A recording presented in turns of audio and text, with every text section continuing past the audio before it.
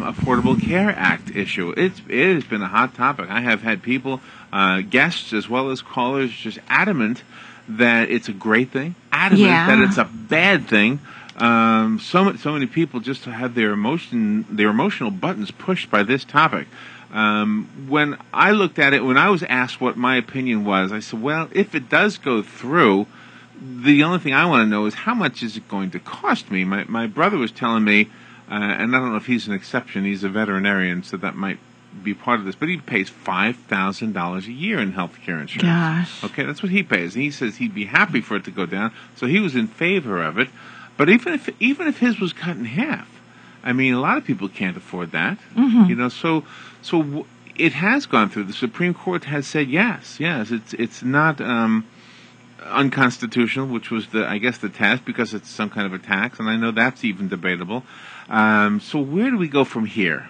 Mm-hmm. You know, where do we go from here? And we have on the phone Paul A. Miller. He's the chairman and CEO of Miller Wenhold Capital Strategies, and he's the founder of something called Hoops for Youth Foundation. He's a lobbyist himself, and he's been on the biggies, Robin. He's been on the NBC Nightly News, ABC News, the News Hour with Jim Lair, Lou Dobbs, CNN in general, and now on WOCA on AM Ocala Live. And we are so honored to have him on with us. Maybe make some sense out of some of this stuff, because I just want to know, what is it going to cost me now that it's signed, so I guess on the dotted line, so to speak. Paul A. Miller. Good morning, Paul. Good morning, and thank you for having me on. But I think the best title I have is executive director for a large national retiree group called ProtectSeniors.org, and this is when you talk about healthcare, this is our number one priority and has been since 2000. And so I'm pleased to be on today. Okay, and with that, and I appreciate you mentioning that, and I apologize for neglecting to mention it, but with that said, protect seniors, and what exactly is this going to do for seniors? Is it a good thing or a bad thing? Well, in a sense, it's good, because now the decision has been made. We have been waiting for months and months and months for the Supreme Court to rule. Are they or aren't they? That's what everybody's been waiting for. I just want to go back to a comment you made in the intro, that this has been such a polarizing issue, and it really has. If you look back to the days of more social issues like the abortion issue, I think the health care issue has divided us more so than even that type of issue back in the day. I mean, you either really like this health care law or you don't, and it has really turned our politics a little bit sour. But for our organization standpoint, we are pleased that the Supreme Court has ruled. We're not supportive of the decision or opposed to the decision. We just believe that now is the time that we can all get back to work and figure out how to fix some of the problems that still exist within the healthcare system. That's kind of how I feel, too. The decision has been made, and some of our listeners don't like hearing me say that, but look, I might have been, before the decision was made, I might have had an opinion that I didn't want this to go through because it was the whole mandate thing, but now that it has gone through, I just want to know, what does it mean for me? How do I know how to prepare for this? Well, and I think that's still the million-dollar question, because I think a lot has to be filtered out. I think you have to see what the exchanges are going to look like.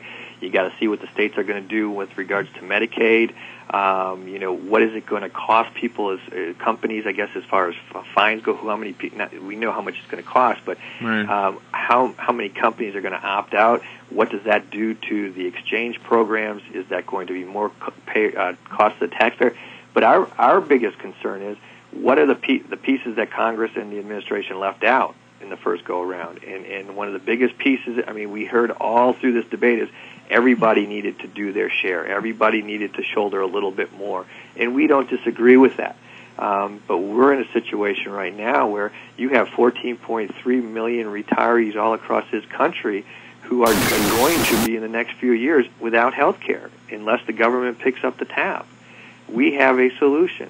We have been talking to Republicans. We have been talking to Democrats. We have been talking to the administration.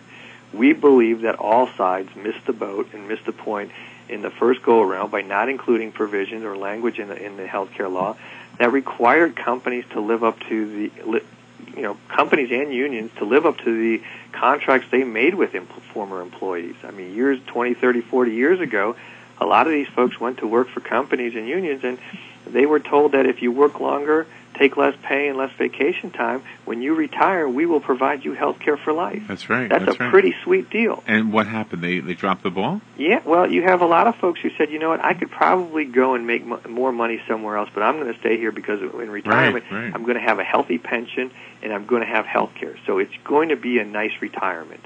Well, look at where pensions are today. They're not that healthy. Now you look starting with year 2000, companies and unions have decided that they have the right to cut back and cut altogether retiree health care benefits. So you have retirees who spent their lives building these companies now to be told, well, you made us successful. Well, thanks very much. Here's a handshake. Goodbye. We're taking your health care away. Right. Okay. So do we know at this point whether those people will have their health care paid for by the company that doles out their pension?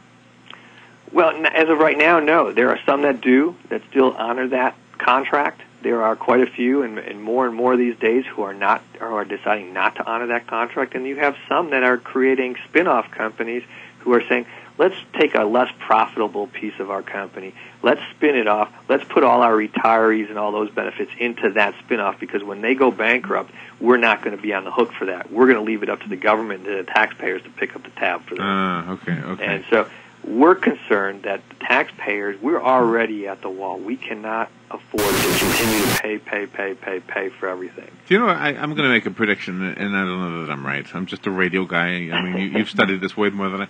But here's what I imagine. I imagine if there's a mandate to buy health insurance, and you can't afford it, and you already drive a car and pay for car insurance, that you will probably stop driving that car just to be able to stop having to pay for that insurance so that you can pay for the health insurance. I'm guessing some people will, especially retirees, who say, you know what, I can take the bus now. I can wait for, my son to come pick me up. I'm guessing a lot of people will give up their cars. Well, I guess for us the bigger question is, you know what, these are contracts. And if I entered into a contract with somebody and then I decided, 6 months from now, you know what, you provided me the service or the goods that I wanted, I'm no longer going to pay you. So goodbye. Yeah. I would be in court the next day and I would likely have to pay that. But what companies are saying is, we don't need you anymore. We're just going to throw you out, and you know what? We're going to be able to take that money.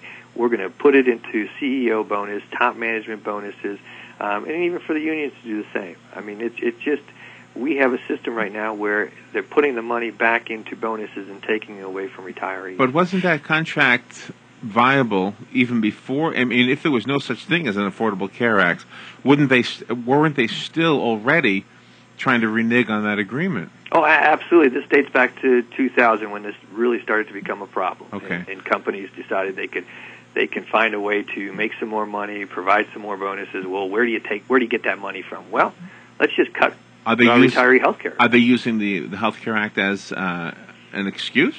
No, I think they're gonna argue. Our biggest complaint is that this type of language, and there are other provisions, other ideas that probably should have been included into the Affordable Care Act that weren't, and that's because they weren't listening and talking to everybody. And this became such a big piece of legislation that it became hard for people to get their grasp and really fully understand.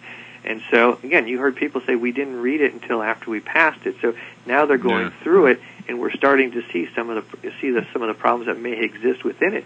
Our argument is, well, you should have been working with everybody to include all the provisions to make the health care affordable for everybody, not just some, but everybody. And that includes retirees.